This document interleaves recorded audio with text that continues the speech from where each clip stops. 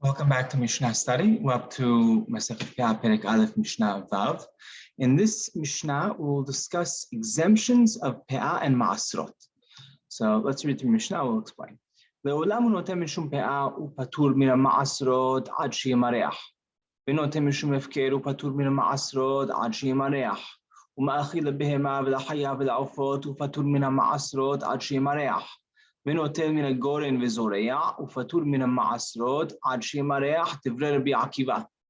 כהן ולוי שלקחו את הגורן, המעשרות שלהם, ופטורים עד שימרחו. המקדיש והפודה חייב במעשרות עד שימרח הגזבר. So we have 5 cases in our Mishnah, one of which Rabbi Akiva stands alone on, which we'll see exemptions from Peah and Maasrot.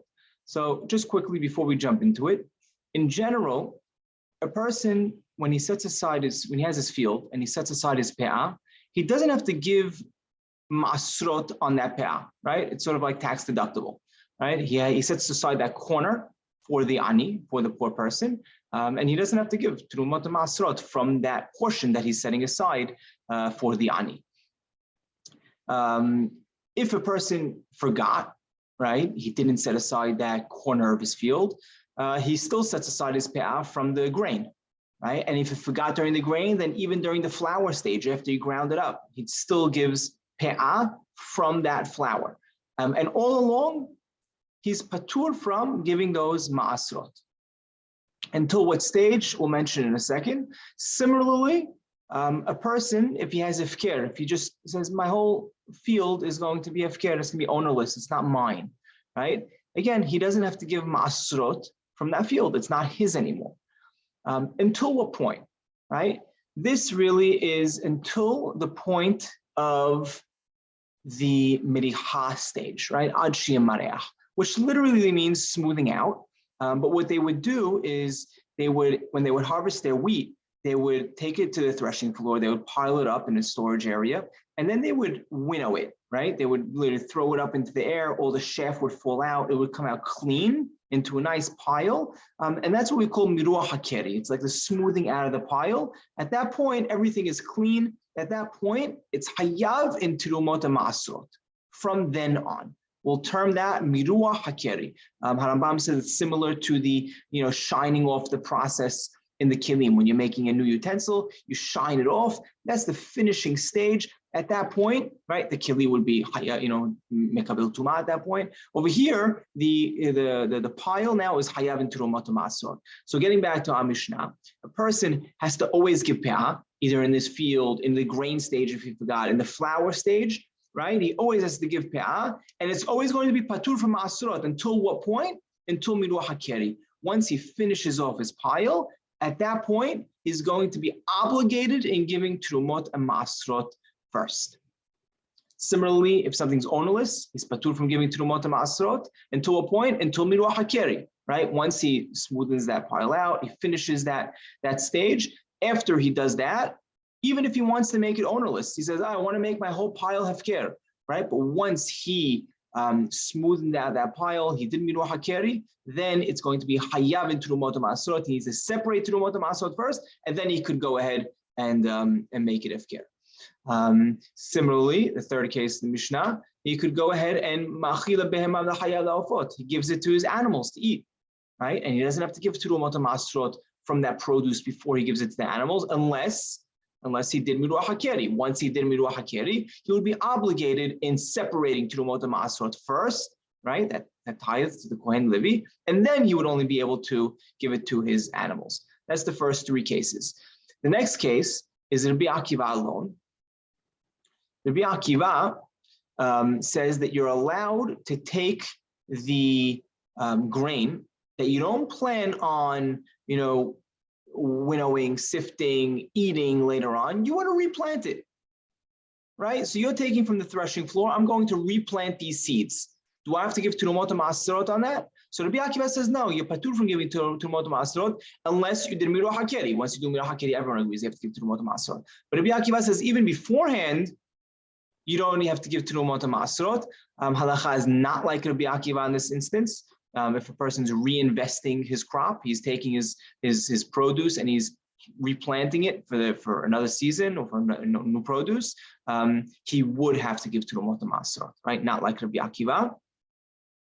And then the next case, the fourth case, is a Kohen and Levi that they went ahead and they bought the goren, right? While it was on the threshing floor. Let's just say, before we get to this case, let's say they went ahead and they bought the produce before, it was after they did Miruah HaKeri, right? If they did that, so in general, I mean, the owner didn't give Terumot Maasrot yet. Now the Kohen or the Levi took it. So technically, it should be okay. I mean, the Kohen took it, right? And he's a Kohen, so he'll take the Terumot and he'll give it to himself, and he just benefits. But over here, we have a knas. Hamim created a fine because they didn't want the Kohanim jumping ahead, jumping the gun and taking this crop too early. And they said, if you're going to take it early, there's going to be a fine, and you're going to have to take that terumah that would have been terumah that the owner would have had to give terumah from the portion that you just took, and you can't give it to yourself. You have to give that terumah to another kohen. Right? That was a fine that they fined those kohanim. That's specific to if they took it after Miruah HaKeri. But let's say the Kohen and Levi, they took the produce from the threshing floor before Miruah HaKeri. That's the case of the Mishna. We're not going to find them in that case. They're patur from giving those Terumot Maasrot to a different Kohen and Levi until Miruah HaKeri, right? Once Miruah HaKeri, then that fine applies. And the last case in this Mishnah, right? So it's a sixth case. There's actually six cases in this Mishnah. Is a person who's makdish, right? He sets aside, I'm going to give this produce to the Bet Mikdash, to the Bedek Habayit, right? He donates it. And then he decides, I want to redeem it back, right? He redeems it back. He's hayav to give Maasrot, right? Because even though it was in the Hekdesh's hands, and we know the Hekdesh in general, right, the property of the Bet Mikdash, is not obligated in giving Terumot Maasrot. But over here, he went ahead and he redeemed it before it reached its Hayuv stage in the Gizbar's hands, right? The Gizbar is the person who oversees the Hekdesh property, right? He is basically the treasurer, right? He oversees it. And what happens over here is if let's say a person, let's back up a second. If a person donated to the Bet HaMikdash, to Bedek Habayit, it's in the Gizbar's hands, and the Gizbar does Miruah HaKeri. So, right, so he finished off the process. If it happened in the Gizbar's hands, then it's going to be patur from Terumot Maasrot, right? Because it reached its Hiyuv stage in someone's hands who's patur from giving Terumot Maasrot. But let's say our case in the Mishnah, a person donated it and then redeemed it back before, right, the Miruah HaKeri in the Gizbar's hands, then he's going to be hayav in Terumot Maasrot.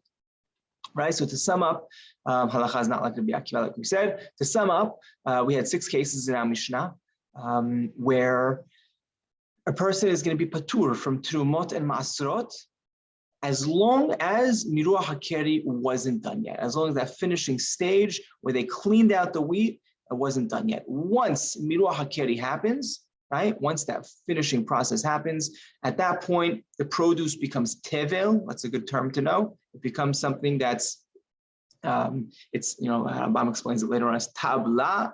I explained the Masechet Berachot actually, right? It's no good. You cannot eat it. If a person eats from this, it's hayam mitabi de shamayim, right? That's something that we can't go near until we separate the Terumot Maasrot. And from what point is that? That's from Miruah HaKeri. So we had 6 cases in our Mishnah, right? One of which is only Rabbi Akiva's opinion, where Miruah HaKeri, before Miruah HaKeri, a person is patur from giving Terumot Maasrot. The connection to Masechet Peah is obviously the first one, right? The person does not have to give Terumot Maasrot on Peah, right? Up until when? Until Miruah HaKeri. Right, that sums up this Mishnah. And next Mishnah, that really sums up the first perek, right? So next Mishnah is going to be the second perek, and we're going to speak about what constitutes one field for Peah versus what's considered a break in a field that we would have to give 2 separate peot in the field.